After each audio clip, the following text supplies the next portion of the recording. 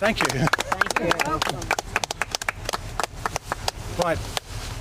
Anyone interested in Company C, the actual positions, they're along this hedgerow here.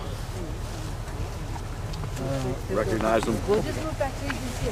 They look the same? They look like that. Remember I said they could be 6 foot? Right. Just get out So of if your you way look so at you can that, see the dirt is all the way up to there? Right? Look over here, the dirt is over there. How's the tank going to get through that? It's wider than that. Right. And they've been there for hundreds of years, I guess. They keep getting bigger and tougher all the time, right? And I think what was happening, excuse me, like when the farmers would plow the field, Right, they'd they'd throw the find some debris. rocks Right, and they'd throw stuff. them on a pile. They would throw them on the side, so Right. next time they plowed, they wouldn't have to put up with them, just like you do at home. Right. That's what And they just- kept doing them over years. Yeah, of course they do have to use the rock. And some of these tops, that's a wild hedge, and then the farmers would come by and they'd trim it down periodically. They stop.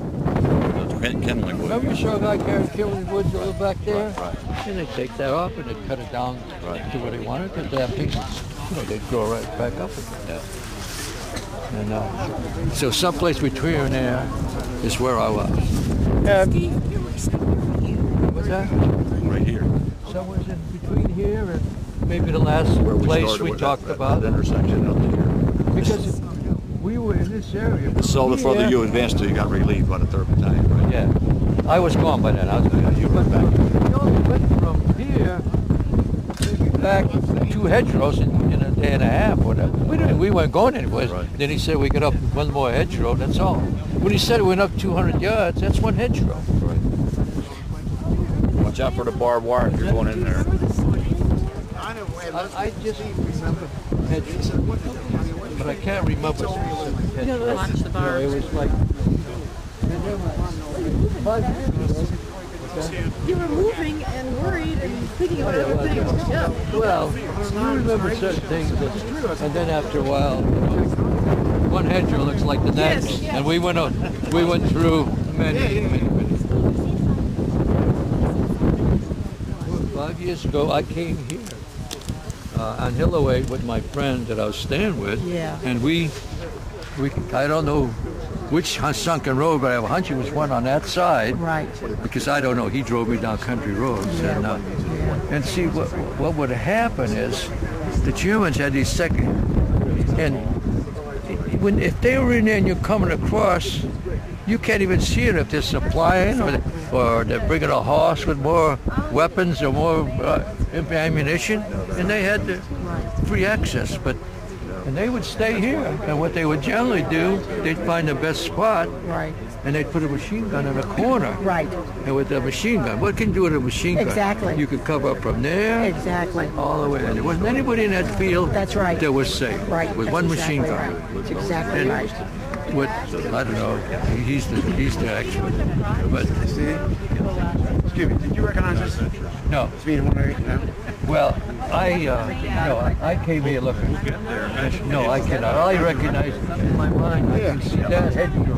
But to say this is the hedgerow, I can't do that. Have the sunken road. That's the sunken. Oh yeah, I recognize sunken roads. Yeah. But here's what I wanted to do. I was trying to put it up. Watch out for the barbed wire. Let's go all the way back around there and go around. They're walking up. So let's just go. But I want to show you. Remember I said these hedgerows could be... Huh? Walk along the edge, because the farmer may not appreciate it. Well, this hedgerow, right? It's a hedgerow, right? Yeah. That's a bunch of crap. Look where look where it starts. There. That's 4 feet. Yeah. That's where the dirt is. That's dirt. 4 feet up. And yeah, it's at least 4 feet up. Yeah. And some could be 6 or 8 feet up, Yeah. depending on how much junk they threw there. And if you go, How wide is it? 5, 6 feet? yeah, they could be 5, 6 feet. Yeah. And like Bill Doyle was my side. He remembers it could happen because what the battle was. Say in a field like that, you would come through there maybe with a squad and a half, and the next squad and a half would be the next hedgerow. Oh, gotcha. And so when you come across, they would always let you in about 30 or 40 yards. No, it's one and no return. Huh? Point of no return. Yeah, yeah. They hit you over the head. Steve, how do you take a hedgerow then? How do you eventually knock them out? How does it work? Well, we had bazookas, and like you said, they only had 2 left. So once we spotted it, and there's one other thing that I didn't learn until afterwards in reading history. We weren't very smart, or whatever you want to call it. A lot of things we didn't very smart. The Germans used smokeless powder, but we didn't. They can spot you around. So they could see the smoke from our guns, but we couldn't see the smoke from their guns. And generally they would put a notch into the hedgerow or punch a hole through, and they would cover that whole thing. And Popping from one area to the next, right? so what would happen is we would hit the ground, take the salt. Sometimes you'd be lucky. If I see how this is a little bit low, I think that's what saved my life. Because when I fell, I hit the place like that was just so the shots were going over my head after I hit the ground. And the grass was up so high. Yeah, it could be gas a little bit. Not to hide your body. And then you're smart, you play dead, you know? So they go to somebody else. And then what happens, you could either, if we had, radio control, we could call for artillery.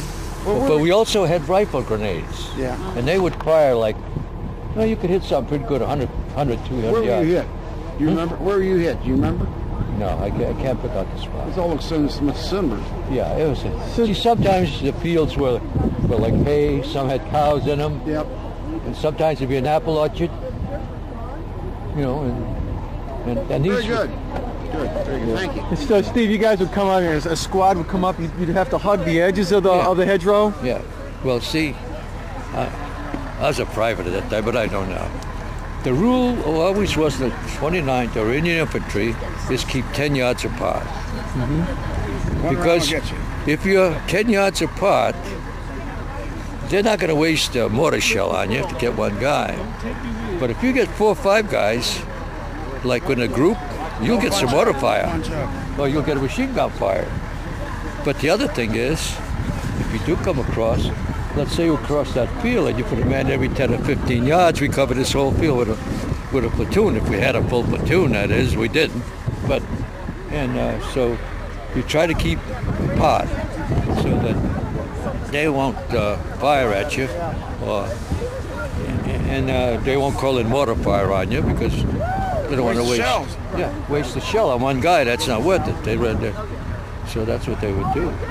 And the machine gun. Well, the other thing with Germans is used up so much ammunition at that time. I'm going to give you the sound of 2 machine guns, okay? Here's the sound of an American machine gun. Boom, boom, boom, boom, boom. Okay? That's about 6 shots. But a German machine gun goes like this. The M42s, right? Huh? M42s. Yeah. Maybe faster than that. They'd give you a burst like that. That's great. Thank you. Yeah. Thank you very much.